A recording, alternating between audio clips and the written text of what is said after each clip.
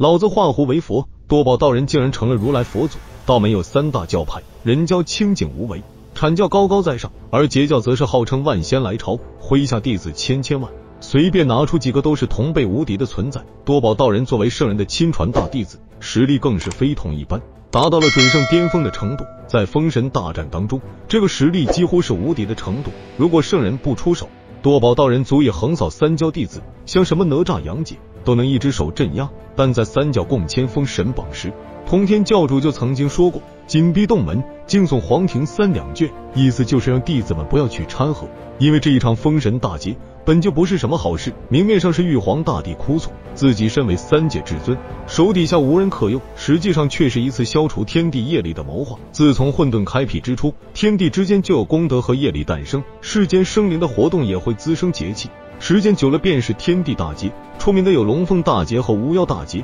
那是差点把世界都给打碎的劫难。所以后来便有红军老祖以身合道，作为天道代言人，调控洪荒世界，时不时安排一次大劫，让无处可去的业力发泄一番。封神榜上有356正神，3506的小神之位，每一位正神都是大罗金仙的实力，或者有大罗金仙潜力的修士。如果任由他们成长，不断吸收天地灵气，对于世界的损害肯定的巨大的，所以便有了封神大劫。只要全部送上封神榜，他们的实力便会永远固定下来，并且只能通过信仰之力修行。对于上榜的凡人来说，自然是欢天喜地，可对于三教弟子来说，这无疑是一个噩耗。洪荒世界广袤无边，但圣人的数量就那么几个，三清同气连枝，所以三教弟子无疑是最大的一股势力，只要努力修炼，前途可谓是不可限量。面对封神大劫，自然是有多远走多远，但可惜圣人亲自下场算计，佛道四大圣人针对通天教主，任凭你神通广大，却也难逃天数。多宝道人身为截教大弟子，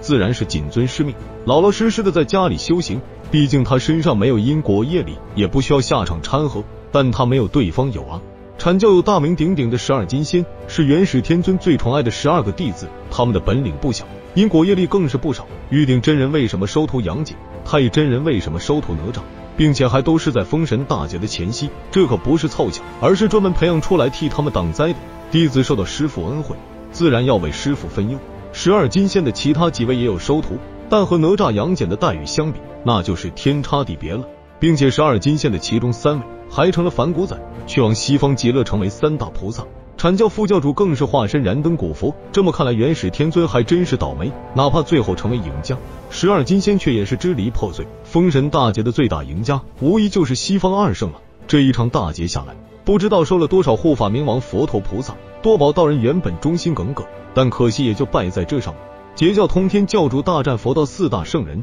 布下赫赫有名的诛仙剑阵与万仙阵，多宝道人主持万仙阵，打得12金仙屁滚尿流。可惜在乘胜追击的时候遇到了西方圣人，即便多宝道人是准圣巅峰，随意就能屠杀真龙凤凰，哪怕是巨大的鲲鹏也无法匹敌，一念之间就能让一个小世界毁灭。即便是千年之后无敌的天宫战神二郎神，在多宝道人面前也是不够看。齐天大圣更是一只手镇压，但可惜他遇到的是圣人，圣人一念，天地翻覆。多宝道人即便号称无敌的存在，也是被降服送往西方，这里面也有着太上老君的插手。老子化胡为佛，将这位道门弟子首徒送往西方世界成了教主，是为多宝如来。多宝道人与广成子大战时，原著中曾说，一个广成不老神仙体，一个多宝西方拜释迦。释迦是天地之间的第一尊佛，所以多宝便是去成佛了，并且地位还不低，只在2大圣人之下。多宝道人的强大也不是没原因的，传说天地初开，鸿蒙初派，红军道人在分宝岩分宝，像什么诛仙剑、盘古幡都是从这里拿到。三教弟子将大部分法宝分完后，剩下的所有先天灵宝都归了多宝道人，传说足有1000件之多，足以证明对方有多么受宠。所以即便对圣人不敬，先是骂老君，后是战西方圣人，最后也不过被从道门掳走，去西方教当老大，就连封神榜也不舍得让上。看看他的同门师兄弟，同样是无敌的准圣大能，三笑娘娘一个个比一个惨，阐教弟子打不过他们3个女流之辈，便直接请元始天尊出来以大欺小。由此可见，哪怕是圣人也不怎么要脸。还有那跟多宝道人师出同门的金灵圣母，如果说多宝是大师兄，金灵圣母就是大师姐，同样被圣人器重，就连太上老君都赞叹他道德修为都已圆满，只差半步就能成为圣人。金灵圣母神通广大，一人就能力压三大菩萨。只可惜卑鄙的燃灯道人用这宝定海珠偷袭，这定海珠蕴含24诸天，就连圣人都能打一个跟头。金陵圣母被偷袭重伤，最后也是魂归封神榜，那么被封了诸天星斗之神，地位不在玉皇大帝之下，但被封神榜钳制，永远无望圣人大道。不过还有一位更惨的，叫做归灵圣母，直接身死道消，魂魄被上古凶兽吃掉，连封神榜都上不了。多宝道人的待遇已经算是顶配了。多宝道人成佛，想来也是太上老君的安排，因害怕佛教气势太过兴盛，所以将佛教分离开来，之后便成为我们所说的多宝如来。如来佛也是因此而来。那么多宝如来和镇压猴子的如来佛祖，他们是一个人吗？多宝如来佛是法华经中之佛名，此佛为东方宝镜世界的教主，往西行菩萨道时，历世在成佛灭度之后，凡十方世界有宣说法华经之处，必自的涌现于前，以证明此经的真意。但可惜封神世界到处都是算计，哪怕看起来清净无为的太上老君，也是有着自己的计划。封神大劫对于三教的伤害无疑是的巨大的，人教就不说了，大猫小猫3两只，本来就没啥人。阐教12金仙被削去3花武器，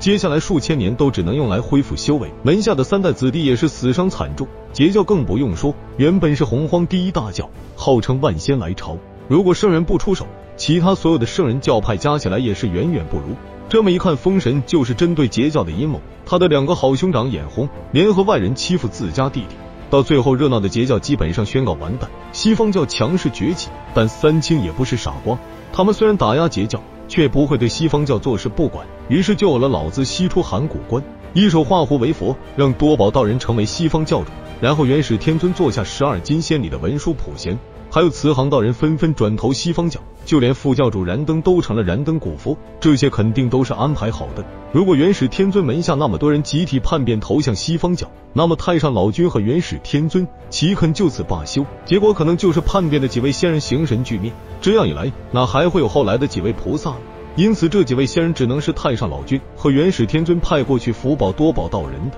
这番接二连三的骚操作下来，成功扭转劣势，把西方教的高层全部换成自己人，这就是所谓佛道同流，红花白有清荷叶，三教原本是一家，放在西方教上也合适的很。多宝道人即便不怎么情愿，也只能无奈的成为多宝如来了。那么对于这位多宝如来佛，你又有怎样的看法呢？本期神话故事就到这里，咱们下期继续。